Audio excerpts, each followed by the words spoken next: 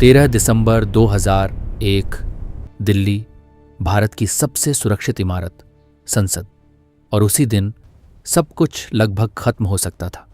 लेकिन असली सवाल ये है, हमला हुआ कैसे नहीं, बल्कि रोका क्यों नहीं गया। ये कहानी सिर्फ एक हमले की नहीं है।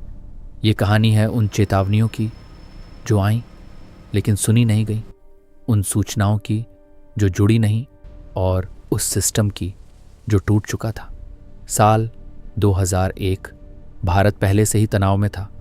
कश्मीर में आतंकी गतिविधियां बढ़ रही थीं और खुफिया एजेंसियों के पास लगातार इनपुट आ रहे थे। कुछ बड़ा होने वाला है, कुछ ऐसा जो पूरे देश को हिला सकता है। दिल्ली पुलिस और खुफिया एजेंसियां दोनों के पास टुकड़ों में जानकारी थी, लेकिन क्या वो टुकड़े कभी जुड़े? नवंबर 2001 एक इनपुट आता है। दिल्ली में किसी बड़े सरकारी ठिकाने को निशाना बनाया जा सकता है। लोकेशन साफ नहीं, टाइमिंग भी नहीं, लेकिन खतरा बिल्कुल साफ था। कुछ दिनों बाद एक और चेतावनी, high value target, VIP location, संसद या उससे जुड़ा इलाका। अब सोचिए, अगर ये जानकारी आपके पास हो तो क्या आप इंतज़ार करेंगे? लेकिन यहीं से शुरू होती है सबसे खतरनाक चूक। खुफिया एजेंसियां अपने अपने स्तर पर अलर्ट थीं। दिल्ली पुलिस ने भी कुछ सुरक्षा बढ़ाई, लेकिन कोई एक कमांड नहीं, कोई एक क्लियर एक्शन प्लान नहीं। सूचनाएं आईं, फाइलों में गईं, मीटिंग्स हुईं, नोट्स बने, लेकिन ज़मीन पर क्या बदला? संसद के बाहर सुरक्षा थी, लेकिन अंदर आने वाले वाहनों की जांच कितनी सख्त थी। 13 दिसंबर की सुबह सब कुछ सामान्य लग रहा था। सांसद आ रहे थे, मीटिंग्स चल रही थीं, देश का लोकतंत्र अपनी रफ्तार में था। और तभी एक सफ़ेद एम्बेसडर कार संसद की ओर बढ़ती है। कार पर स्टिकर लगे हैं, सरकारी पहचान जैसी, एक भरोसा जो शायद जांच से बचा सकता था। गेट पर मौजूद सुरक्षा एक सेकंड के लिए रुकती है, लेकिन फिर कार अंदर आ जाती है। और यहीं वो लाइन टूट जाती है जो देश की सबसे सुरक्षित इमारत को बचा रही थी। कुछ ही पलों में गोलियां चलती हैं, धमाके होते हैं और संसद युद्ध क्षेत्र बन जाती है।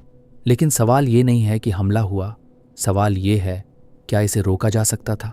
जांच शुरू होती है, फाइलें खोली जाती हैं, पुराने इनपुट्स, पुराने अलर्ट्स, सब कुछ फिर से देखा जाता है।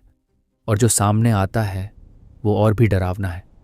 कई चेतावनियां थीं, स्पष्ट संकेत थे, लेकिन एजेंसियों के बीच तालमेल लगभग न के बराबर था।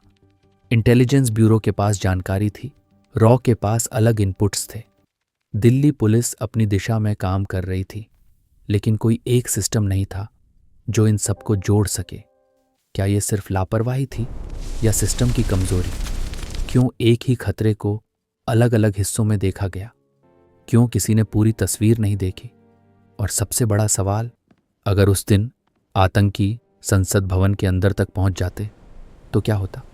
शायद देश का इतिहास बदल जाता। इस हमले में कई बहादुर जवानों ने अपनी जान दी। उन्होंने उस आखिरी लाइन को बचाया जो टूटने के कगार पर थी। लेकिन उनकी बहादुरी के पीछे एक कड़वी सच्चाई छुपी है। सिस्टम फेल हुआ था। इसके बाद सुरक्षा व्यवस्था बदली गई, एजेंसियों के बीच कोऑर्डिनेशन बढ़ाया गया, नए प्रोटोकॉल बने। लेकिन क्या ये बदलाव उन गलतियों को मिटा सकते हैं जो पहले ही हो चुकी थीं? आज भी जब हम संसद भवन को देखते हैं तो हमें सिर्फ उसकी ताकत नहीं, उसकी कमजोरी भी याद रखनी चाहिए, क्योंकि खतरा हमेशा बाहर से नहीं आता। कभी कभी खतरा अंदर की खामोशी में छुपा होता है। और शायद सबसे बड़ा सवाल आज भी वही है, क्या हमने सच में सीखा है या हम फिर वही गलती दोहराने के इंतजार में हैं?